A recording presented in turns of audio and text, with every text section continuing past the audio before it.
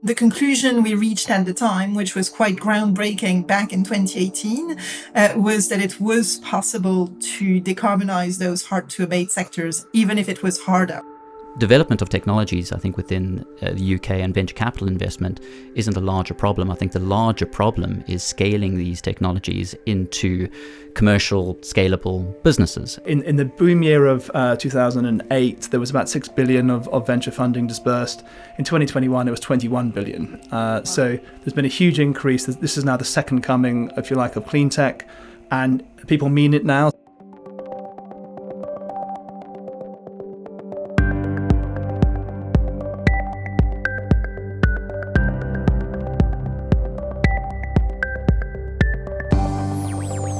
Welcome back to Net Zero, What's Innovation Got to Do with It? The podcast where we explore one of the critical ingredients for decarbonising our economies at breakneck speed, innovation. I'm Nina Foster. And I'm Simon Retallick, and together we work for the Carbon Trust Net Zero Intelligence Unit.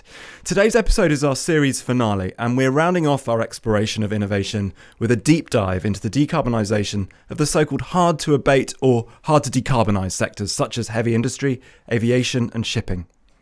Now, these sectors are responsible for around a third of global CO2 emissions, but reducing these emissions is very challenging because existing technologies are either not effective or they're highly costly. So to put just one of those sectors into perspective, if steel were a country, it'd be the fifth biggest emitter in the world. And without dramatic change, steel production could emit 20% of the world's remaining global carbon budget for limiting warming to 1.5 C. Now, to help prevent that from happening, we might learn to use less steel. We might also learn to fly less and localise trade, but none of those things will be easy or necessarily popular to achieve, which is why the race is on to develop new technological solutions and scale them up rapidly. And of course, that's where innovation comes in. And in some hard-to-abate sectors, that innovation is already starting to bear fruit. So coming back to the example of steel, it's now beginning to be produced using electric arc furnaces across the EU. But are solutions emerging in other sectors? How should effective innovation be supported? And how do we ensure that people benefit equally around the world? To help us explore these questions, we are joined by three expert guests. Faustine Delasalle, CEO of Mission Possible Partnership, a community of industry leaders working to decarbonise heavy industry and transport. Rob Trezona, founder of Cleantech venture fund, Kiko Ventures. And Ross Bruton, head of ventures at the Carbon Trust, where he leads the delivery of business acceleration support for the UK government's £1 billion net zero innovation portfolio, otherwise known as NZIP. Welcome, Faustine, Rob and Ross. Before we dive in, I have to ask about the wonderful names your organisations have. Faustine, starting with you, the Tom Cruise blockbusters have to be the inspiration for yours, right? Absolutely. And this name came from a first report we published back in 2018, which was the first report actually to popularize the term hard-to-abate sectors from the Energy Transitions Commission, which I used to lead. And the conclusion we reached at the time, which was quite groundbreaking back in 2018, was that it was possible to decarbonize those hard-to-abate sectors, even if it was harder. Hence the very popular title Mission Possible, which has now translated into a full organization. Fantastic. And Rob, what inspired the name Kiko? I assume it wasn't the Italian brand of lipsticks which share that name. No, it is not. The difficulty of finding an original name for a climate venture organisation is a symptom of the success of the sector. So we wanted to create a dedicated climate brand as part of the IP Group portfolio, which is the parent company of Kiko Ventures. We did actually approach Faustine and said, how about transition ventures? But they weren't that excited about that. So we spent a bunch of time with some sort of agencies. We chose Kiko because it means climate in Japanese. And we spoke to a bunch of people we know from Japan. Is this okay? It's not cultural appropriation. It's a short name. It's highly memorable. And we are friends with the cosmetics brand and had a few correspondence. Really? It's clear that we're doing very different things. Yes. We're focused on climate and decarbonisation. Brilliant. It's a great one. Ross, I'm not sure there's too much to say about where you're from other than NZIP, of course, is a great addition to the growing list of weird and wonderful net zero related acronyms out there. Oh, there are many out yes. there, absolutely. Yes. The Net Zero Innovation Portfolio was essentially a £1 billion portfolio, as you mentioned, launched in 2019, running up into 2024. So another acronym, I guess, for us to all memorize. Absolutely. Well, let's begin our conversation by understanding a bit more about the sectors that are more challenging to decarbonise. Faustine, you've clearly worked on the energy transition for many years, and in your role at Mission Possible Partnership, you're now focusing exclusively, I think, on the so-called hard-to-abate sectors, as you were talking about. Why are heavy industry and international transport so hard to decarbonise? When we invented the term, we opposed it to what we considered as easier to abate sectors, sectors that could benefit from the ongoing trend in terms of cost reduction of clean energy and clean renewable electricity in particular. So it was by opposition to all sectors that already use electricity as their main source of energy, like, for instance, our home appliances, and in opposition to sectors that could easily be electrified, like road transport. And so we've focused our minds on those sectors where electricity used directly didn't seem to be the solution yet technologically, which included heavy industries that require very high temperatures, heavy industries that use fossil fuels as their feedstock, like the chemical industry to produce plastics, and long-distance transport that requires the density of a liquid fuel to have enough energy to do very long distances. Trips to Australia are things that are difficult to handle with batteries at this stage. Ross, it's clear that those sectors, therefore, are more in need of innovation to decarbonise than others, such as domestic transport. But what type of innovation is most needed? Is it a case of more research and development into new technologies, or demonstration and incubation of existing ones? Well, I think it's both. I think if you look at the latest International Energy Agency data around the carbon reductions that we require by 2050, approximately half of those are for technologies in the prototyping and development stage. And another third of those are technologies that are currently available in the market, but desperately need to scale. They need the infrastructure, they need the policy alignment, they need the supply chains to be able to reach maturity and reach prosperity with a lot of the incumbent technologies that exist. So we need to support early stage innovation. We need to get them to embed customer-centric designs, customer-centric thinking into the commercial models and the business models that they develop. That all starts with early stage engagement with the market, early stage engagement with the ultimate off-takers, as well as with their supply chain, as well as with investors, in order for them to develop these kind of business models that can ultimately be commercialized, seek that investment, and then scaled afterwards. We get a lot of technologies that become commercially ready, but the market isn't ready to accept those technologies to scale just yet. So better understanding and getting that early stage understanding for innovators to know how to develop their business models so that they can take advantage of the market as it is today and make sure they're ready to scale once that alignment takes place. Okay, fantastic. So it's clear there are lots of different flavors of innovation that are highly relevant to this challenge. It'd be great to bring that to life a bit. In your work helping startups take their clean tech ideas from concept to commercial viability, what are some of the most exciting examples of new technologies that you've seen that could help to shift the dial on hard to abate sectors in particular? Oh, there are many, and we work with quite a few of them. I think within the hard to abate sectors, two key areas is that of fuel switching, so moving from fossil fuels to different forms of hydrogen or different forms of hydrogen gas-based blends, carbon capture, utilization and storage, or direct air capture are key areas there as well as just general electrification, whether that is from a mobility perspective, whether that's from an industry-based perspective. I think some of the more interesting projects that have come across my desk recently, the likes of Locogen, really interesting innovator and developer that's developing a first-of-a-kind project in zero-emission distilleries up in Scotland. Essentially combining a hydrogen burner with on-site renewables. We have the likes of Bramble, which Rob will know really well, which is essentially developing low-cost, high-performance fuel cells, leveraging a significant base of printed circuit board manufacturing capacity globally in order to scale their technologies, whether that's for on-site power, whether it's for motive power. I think when we start thinking about CCUS or something, when the more interesting trends there is not just carbon capture, but utilization of that captured carbon into different forms of material materials and products. So we see the likes of Econic, which is a really interesting technology and a really interesting innovator that's essentially developing from the captured carbon. Their technology is able to develop different forms of polyols or oil-based products and materials that can be used in common consumable products, whether that's cars, clothes, construction materials, mattresses.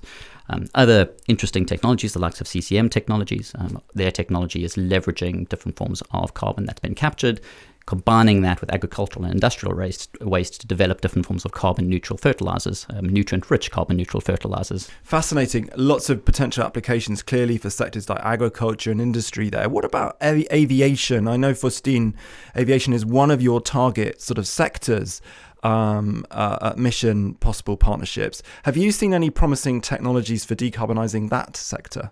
Yeah, I think there's a range of technologies that are of interest in aviation.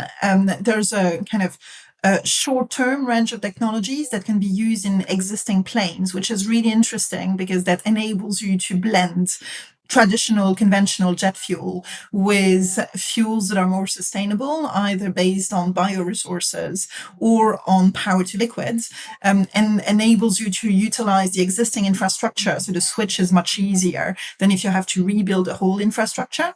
But then a bit lower down the line, we have opportunities to electrify aviation or to use hydrogen aviation as well for short to medium distance aviation. That will require more investment in infrastructure at airports in particular, and a rethink of the airframes themselves. But there's a lot of potential there too. And I was in a very good session at COP last year, where the different innovators developing hydrogen planes and electrified planes were competing on the date by which they hope to put their first commercial airplane out, some citing 2025, 2026 as a potential horizon. So they might be very bold in terms of timing, but I think it's exciting to see the developments there. That is interesting. There's a lot of pessimism about aviation, I think. So it's encouraging to hear about those developments. Faustine, some might argue that all this focus on technology ignores the role that behaviour change can play in decarbonising these sectors, for instance, reducing demand for flights. With the goal of reaching net zero in just 26 years in mind, and the clock obviously ticking, what do you think the balance should be between focusing on behaviour change on the one hand and developing new technologies on the other? I think we need everything we can, right? We are losing the race against time and against climate change. The pace of change in the sectors that we're talking about today is insufficient, if we're honest, to meet our 2030 goals and our 2050 goals. And so we need to play on all fronts. We need to play on demand reduction. We need to play on energy efficiency as well. And we need to play on innovative technology developments. In our own kind of assessments, we've developed sector transition strategies for all harder to abate sectors. And overall, we consider that about 30% of the solution is demand reduction, a shift to a more circular economy, and energy efficiency combined. So it is a significant share of the solution space. And it's also what makes it cheaper. If you think about the steel sector, for instance, if you need to replace all current steel production with new hydrogen-based steel assets, it's a major source of investment you need. So the less steel, and primary steel in particular, you need in the system, the less investment you'll need in those industrial assets as well. It will be a cheaper pathway and a faster pathway if we really maximize demand reduction alongside investment in new technologies. That's an important point. Thanks, Faustine. Yeah, let's get onto that investment, because we heard about some fascinating technological innovations there, like zero emissions distilling, which sounds very appealing to me. But of course, those are going to require financial investment. We've got a real leading expert in the field here with us. But Rob, you actually started your career in research and development, where you led the team that created the world's first steel fuel cell. And now, of course, you're working on Cleantech from another angle. You're actually investing in the solutions of the future. So to what extent was finance a barrier to Cleantech back at the start of your career, and how has that changed? Yeah, interesting question. So I started my career in the 2000s, and it'd be fair to say there was a bit of a Cleantech boom at that period. I would say the sort of big event that kicked that off was a fuel cell company called Ballard in Canada. And they'd raised $750 million from Ford and Daimler to create a new type of car engine using hydrogen. the motivation at that time really wasn't necessarily even climate change. It was around clean air. So places like California with very bad air quality, we're thinking of how do we replace gasoline engines. And it was, I would say, a period of optimism. Absent the sort of overall roadmaps that we talk about now for net zero, was sort of, can we try and improve the environment more generally? It was also a coincident with the end of the dot-com sort of boom. So people with venture money were looking to, what's the next big thing? So, clean technologies, why not? And this led to a lot of venture funding up to about 2008. Then we had the financial crisis, and it carried on for a bit because of the Obama stimulus. But then there was a bit of a sort of reaction against Cleantech, even to the point where in the mid-2010s, Cleantech was regarded as a sort of failed sector. There's a famous MIT paper nicknamed the Cleantech is Dead paper that came out that reviewed all that stuff. So when I started, it was a lot of well-meaning and inexperienced people, very talented, in a small corner of venture that was sort of, good intentions. Places like California, the UK as well was quite busy, but it wasn't part of systematic overall industrial government policy. I would say the Paris Climate Change Conference in particular has changed the overall perspective, and their conclusion to try and limit warming to 1.5 degrees, which led the IPCC to come out with how do you do that, and they kind of created this concept of net zero in 2018. I was there at the launch of that report. The world's changed from a sort of this is fun thing to do on the side, semi-philanthropic, to this is core government policy. We in the UK should be very proud of having legally binding climate targets that take us to net zero. And that's fundamentally changed the way finance and industry thinks about the sector. So there is now, in the boom year of 2008, there was about 6 billion of venture funding disbursed. In 2021, it was 21 billion. So there's been a huge increase. This is now the second coming, if you like, of Cleantech. And people mean it now, so that the real government sort of legally binding targets. And this is now in the boards of large corporates. It's not the CSR marketing budget anymore. This is kind of core strategy for people in terms of steel, in terms of aviation, in terms of shipping. And so people mean it now, which is a bit late, actually, as Faustine was saying earlier, but that's at least happened. And I say the second coming, if you like, is a lot more capital, much more joined up thinking. There are infrastructure specialists as well as the venture specialists and growth equity as well. So we're delighted to see that the sector's kind of professionalized and got a lot larger. But it's there's still more to be done. We'd like to see more funds flow. We as Kiko are very collaborative. We work with a lot of the other investment organizations. So it's become a more nuanced, larger, more professional sort of entity. Fascinating to hear about this second coming of Cleantech.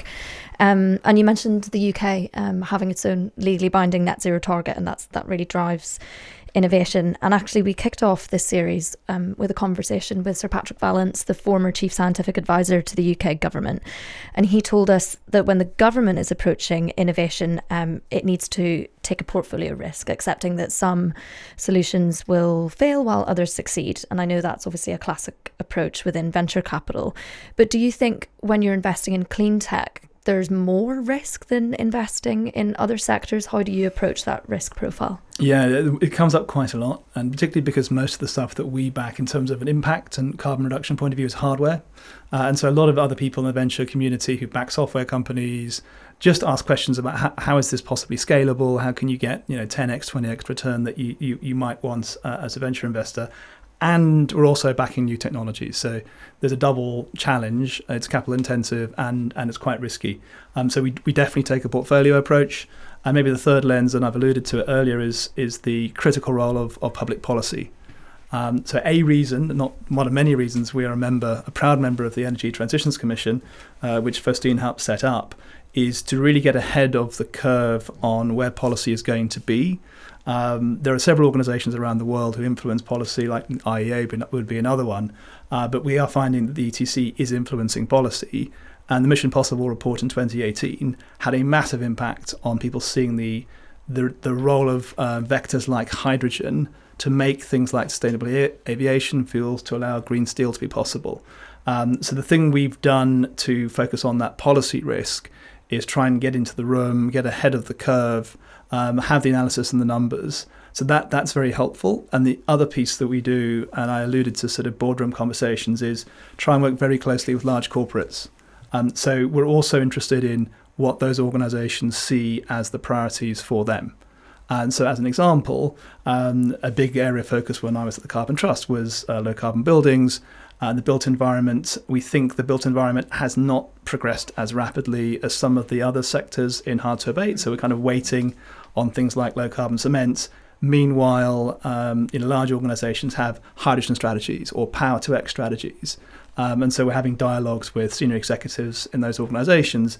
So when you look at an early stage business, it's not just sort of, love the technology and it could be relevant. It's sort of love the technology. It's aligned with EU or IRA, US policy around the space. And we know 3, 4, 5 corporates who would adopt this, would help pilot it, would fund a pilot manufacturing facility. And that allows us to sort of still deliver decent returns while working in both a risky policy and capital intensive space. Ross, I wanted to come to you on that. Obviously, you work closely with the government's net zero innovation portfolio. What role do you see for government in making investment in technology more attractive and less risky? And where have you seen that done well? Yeah, it's a really good question. Development of technologies, I think, within the UK and venture capital investment isn't a larger problem. I think the larger problem is scaling these technologies into commercial, scalable businesses. And in order to do that, you need to have a lot of the mechanisms that Faustine and Rob has been alluding to. And you need to have that early in the innovation stage of development for these companies. So I think number one is that policy certainty. It is the mandates that are put in place. It is the targets that are put in place that essentially incentivizes the market to start taking these innovators and these technologies seriously and start engaging with these technologies in a more meaningful and a professional manner. I think there is a lot of support that can be provided from a funding-based perspective and an incentive-based perspective to support these innovators scale. We've touched on it a few times in this discussion, and that is the readiness of the supply chain or value chains as well as the market to accept these technologies. In order to do that, these technologies need to be piloted at a commercial scale. They need first-of-a-kind commercial contracts.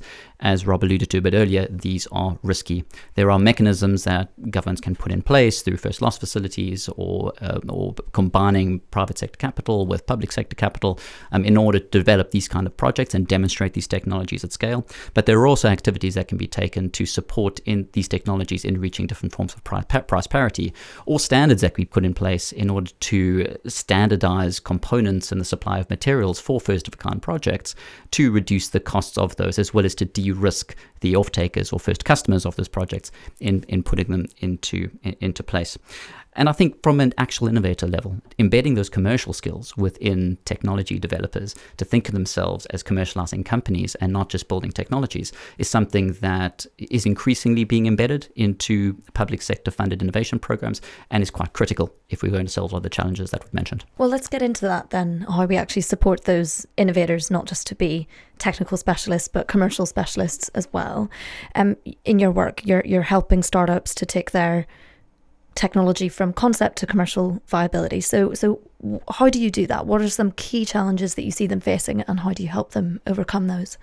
It's a great question, and I think it is very nuanced depending on the stage of these companies. A lot of these programs are really significantly large. You deal with 100 different innovators, and I think one of the biggest challenges when it comes to Cleantech, and we like to think about net zero innovators and climate tech innovators as sitting under a similar banner. They're not really. There is a significant range of different sectors, different applications, different forms of customer groups that these companies ultimately need to find a beachhead market in and ultimately need to scale in. So the way to support these companies is really on a very individualistic level, right? So we do have to run specific diagnostics with each one of these companies to better understand where their capabilities gaps sit and how those capability gaps, skills gaps, as well as market engagement gaps need to be met in order to fill their commercial development pathway. I think something that is critical when it comes to these companies is the team that's put in place. We get a lot of fantastic innovators and a lot of fantastic founders that know absolutely everything about their technology. But to talk about around my previous point, a lot of these individuals, this is the first time they're developing a company. It's the first time they're developing a startup. And it is quite difficult, the early stage of development, to convince them that there is a need to embed a senior level management around the commercial thinking of that organization and developing that organization. So working on the team, and ultimately, actually, if you get the team right early on in these companies, you get a lot of the other challenges correct, because you've got individuals that know how to address them. I think from something that is often not considered by these companies is thinking about their technology as a wider system, right? These technologies are not being developed in isolation. Because we're looking at novel markets as much as we're looking at novel technologies, there are a variety of different technologies that often need to work in concert with this technology in order for that technology to reach commercialization and the system to reach commercialization. A simple example is, of course, renewable power being embedded into the grid, the need for flexibility, the need for energy storage, the need for demand response systems, so individuals at home or within industry, you having a flexible use of electricity in order for the full system to function. Long duration energy storage can only develop as fast as the market or the system is able to develop in its stead, at least within the country. There's these systems develop at different rates internationally. So I think thinking of a technology not as just its technology, but thinking of it as a system is something that we consistently try to engage with companies about as well. So it sounds like there's a lot of innovators coming to market, and some of them need help to get to the next stage. But jumping back to the earliest stage, Rob, I wanted to ask you how you go about identifying the most potentially impactful clean tech solutions to invest in. What's your approach there? Because of the type of businesses we back, which are it's typically very early stage and could take a long time to sort of get to an exit, you want to believe that the exit environment to which that company is being sold is a large market. And we use various sources to understand that, but a lot of it is the work that the ETC does on what is the necessary roadmap to net zero. By when do we need, low carbon hydrogen, some sort of marine fuel that replaces bunker fuel? When are we going to have some form of electric aviation? When is green steel going to likely happen? So we have views on that, and we actually describe being a member of the ETC as leveraged research. So there are 40 organisations. We put in a bit of funding, and we benefit from everyone else's expertise and funding. So that gives us a perspective on sort of not just what the needs are, but the timescales over which they may scale. So anything that we see, and we see a huge amount of innovation. I've got about 200 different startups in our investment pipeline at the moment. We're looking at, is this something that's relevant to one of those big problems? If you're doing hardware investment and it's solving a small problem for a small market, we just don't find we can make a venture return. So big problem is the first filter.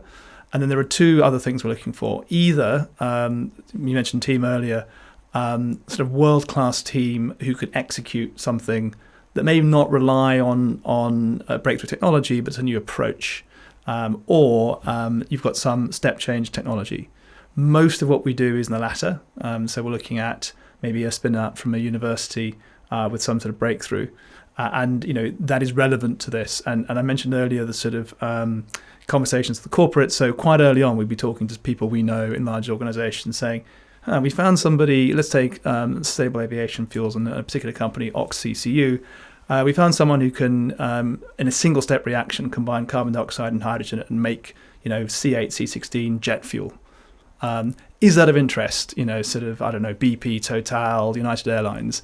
Oh yes. What are your benchmarks? What is the overall cost of that reaction? What's the capital requirements? So we're quite early on, both looking at the size of the problem that is being solved. Has anyone else got this? And does it mean something? Because there's no use building a wonderful new technology and it's just not on the strategies of some of those companies. Fascinating. You've all in different ways articulated how interconnected this is, and for success to materialise when it comes to the race to net zero through decarbonising sectors, including hard to abate ones, through new technology, there's a huge alignment that needs to happen across a multitude of stakeholders. And that makes me think that collaboration is going to be vital if we're to scale this up. So Faustine, I wanted to turn to you on this. Clearly, one of the main aims of Mission Possible Partnership is to secure collaboration within sectors. Can you explain why that kind of collaboration is so important, and also how you can achieve it given the pressures on individual companies in particular to compete with each other? I think coming back to the basics and what I was saying earlier, you need a business case that holds for investment to flow. And the business case of an energy intensive company like a steel company doesn't rely exclusively on their own technologies and their own performance. It also relies on the cost of all of their supply, clean energy supply in the future, but also supply of mining materials, for instance. It relies on the revenues that they can extract and how they can position themselves on the market and whether that market values greener products or not. And it obviously also depends on the financial arrangements around both equity and project finance. And so in that complex web, if we want investments to flow towards projects that will be money-making, you need all of those pieces of the puzzle to align. Now, it's not necessarily a traditional way of operating for big industrial players to think through the whole supply chain and value chain. And it's also difficult for them because you have to work with a number of new players. A big steel company that is used to buying coking coal for its blast furnaces knows its coking coal providers really well, but they might not know hydrogen providers as well than their kind of traditional supply chain. So there's a whole new web of corporate relationships to be developed upstream and downstream to help improve the business case in the energy intensive part of the value chain. What we found is that the first step towards greater collaboration was actually to develop a shared vision of the future. And Rob spoke about it. We started that work through, in the Energy Transitions Commission and then deep dives through the Mission Possible partnership on the sector transition strategies for each of the harder to abate sectors. And those transition strategies have been endorsed by more than 200 corporates. And it was really a lengthy work of collaboration across the value chain to set a shared vision of the future and make them understand how different players in the supply chain needed to play a role to improve the economics overall and make the business case hold.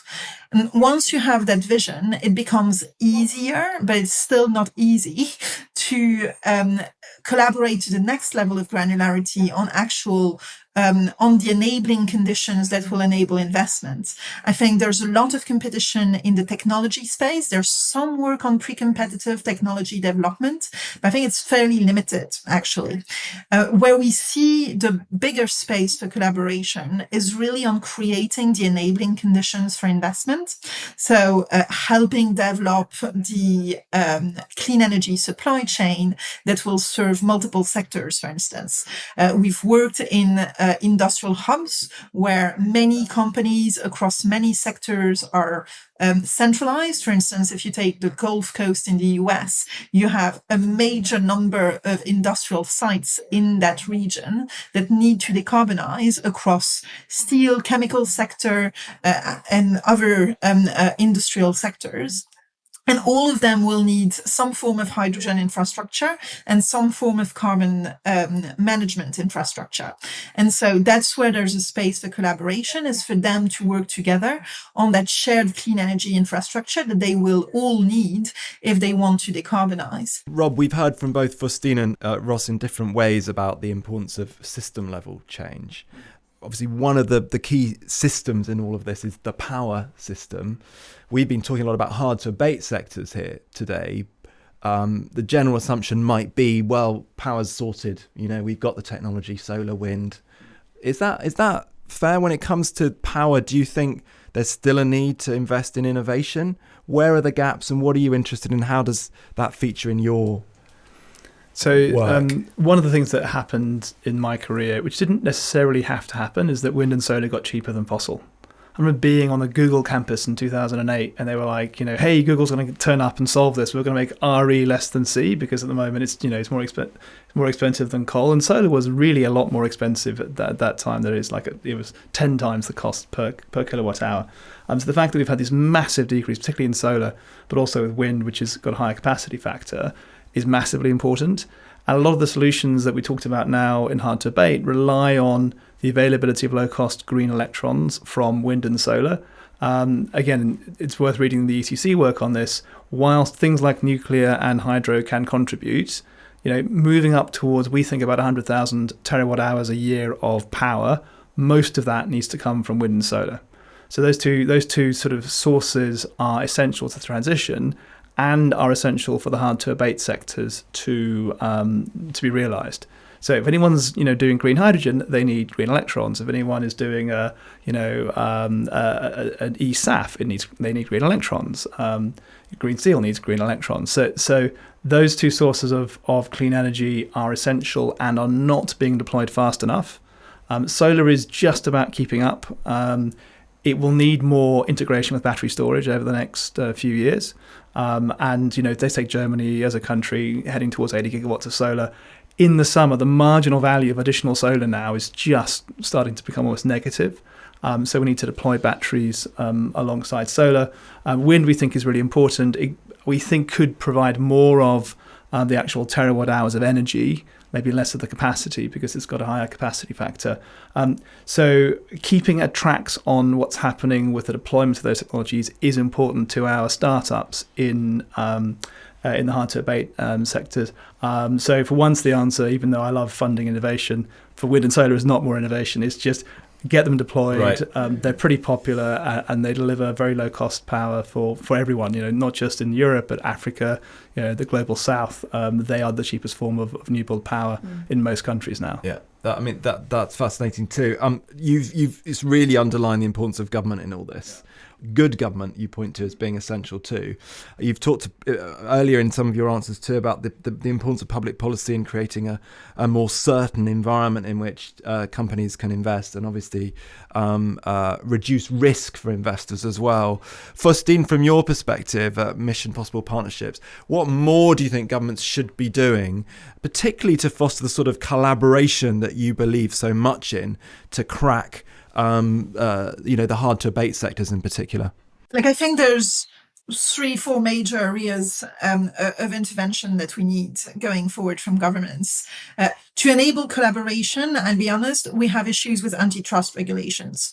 I think antitrust regulations are making companies very wary of collaboration, especially after a number of politically driven campaigns on the subject in the US over the past few years.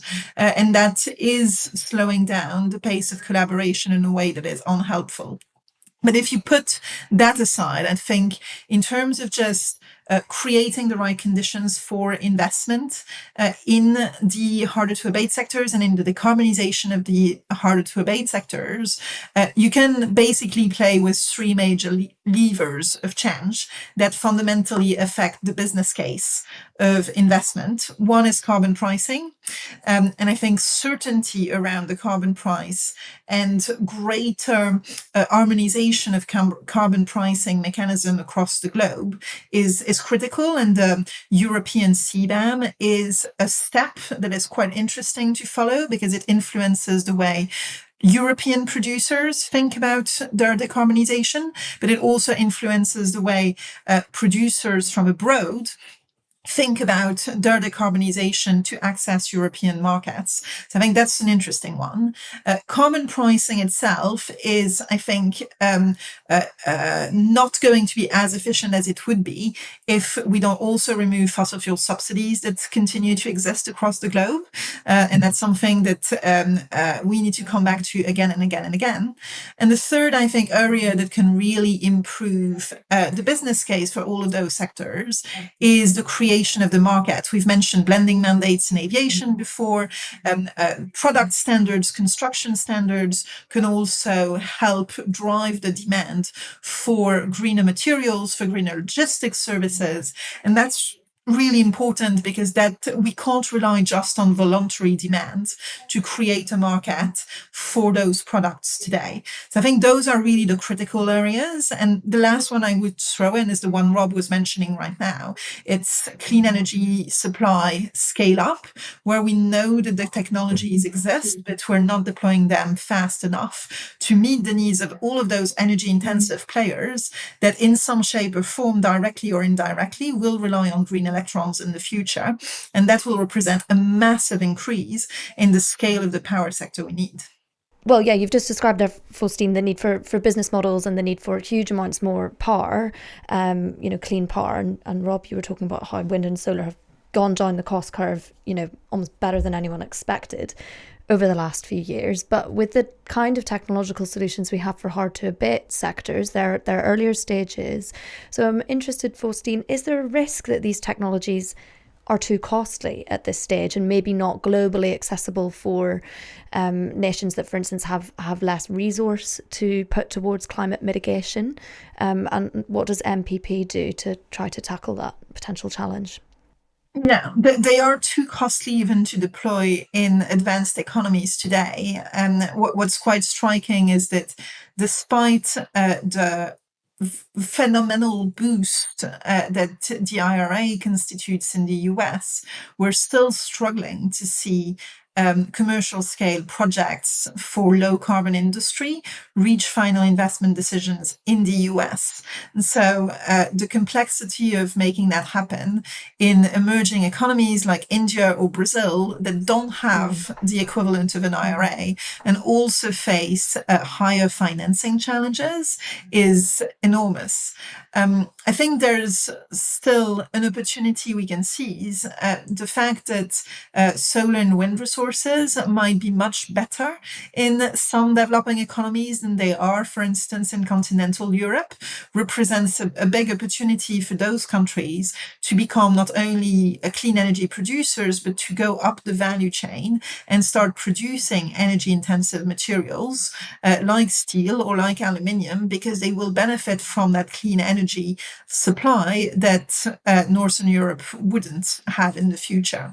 So I think the shifts in the structure of international supply chains in the future might surprise us, but there's this initial bottleneck of access to the technology and financing in countries that have higher financing risks than advanced economies that needs to be handled through international cooperation. And it's something that is lagging behind today, but it's also the purpose of the new initiative Industrial Transition Accelerator that was launched at COP last year that MPP will be hosting from now onwards, where we will particularly focus on how do we create better conditions for investment in green industry in emerging and developing economies. Fantastic. So important. So many questions we could ask you, and sadly, we are out of time. So I'm going to end by asking each of you, fairly or not, what is the one intervention you'd like government, business, or finance decision makers to make to catalyse the technological innovation needed for net zero that they're not currently doing or doing enough of? And I'm going to start with you, Ross. Oh, thanks, Simon. I think from an early stage firstly, the reach of this is broad, right? There's so many things that can be done. I think one of the quickest solutions, if I can say that, when it comes to providing an intervention for the early stage innovators that we work with in particular, is far more clarity around how policy development from a sector development perspective links in with innovation development within each one of those sectors.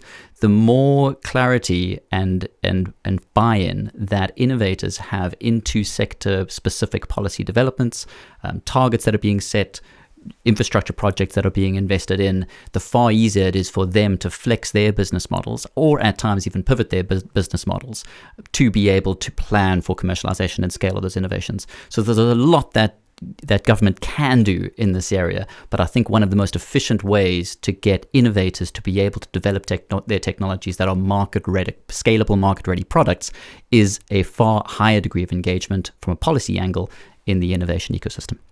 Very good. Thank you, Ross. Faustine, same question to you. I think focusing on how to create the market for all of those products is really important. I think there's a lot of policy developments that have been focused on supporting suppliers, putting in place subsidy schemes of different forms to support investment in the energy intensive sectors.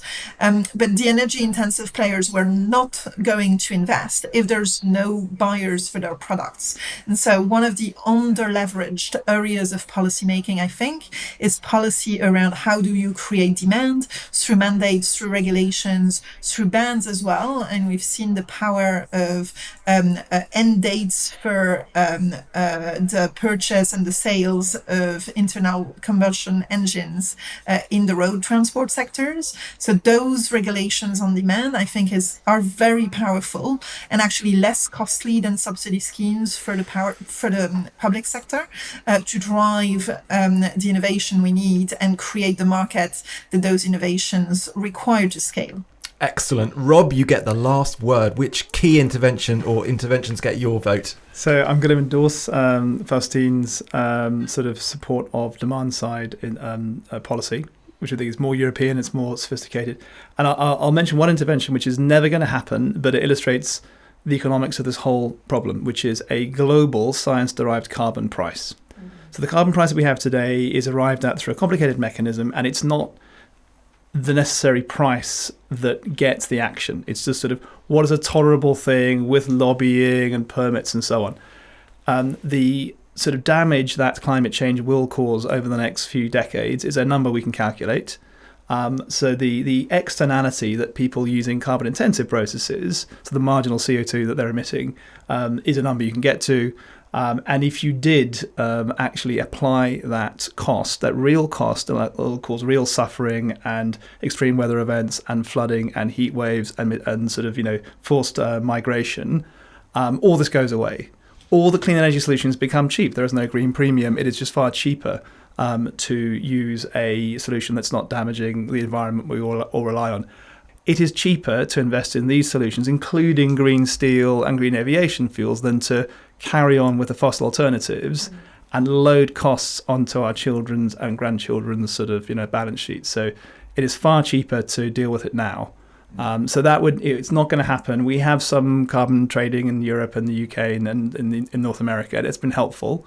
But that lens that this is cheaper, including difficult things like green steel and SAFs, is one for everyone to remember. Rob, thank you very much. Some seriously nourishing food for thought there to end with. That is all for episode 4 of Net Zero, What's Innovation Got to Do With It? A big thank you to our guests, Faustine Delasalle, Rob Trezona and Ross Bruton. Thank you. Thank you. Great to be here. And in fact, that brings us to the end of our series all about the important role of innovation in reaching net zero. I am so glad we chose to focus on this topic. As time runs out to tackle the climate crisis, the race is on to unlock the cutting edge and transformational changes that will power the net zero transition. So we need all the innovation we can get. Throughout the series, we've had the pleasure of speaking to some world-renowned experts on how innovation can be used to achieve the unprecedented challenge of decarbonising the global economy. At the end of all these conversations, I think we should offer an answer to the question, what does innovation have to do with net zero? Well, going first, for me, innovation is clearly critical to achieving net zero, not just in the way that most of us would normally think of when we think of innovation, such as in relation to developing new technologies, but also to scale up critical existing ones like offshore wind at speed and to develop new models of doing business and new ways of designing policy. But the big lesson from our series, I think, is it won't happen on its own. Through each of our episodes, we've heard how important it is that policymakers, businesses and financiers collaborate to achieve innovation. When that happens, we've seen extraordinary results, and we urgently need more of that to get to net zero.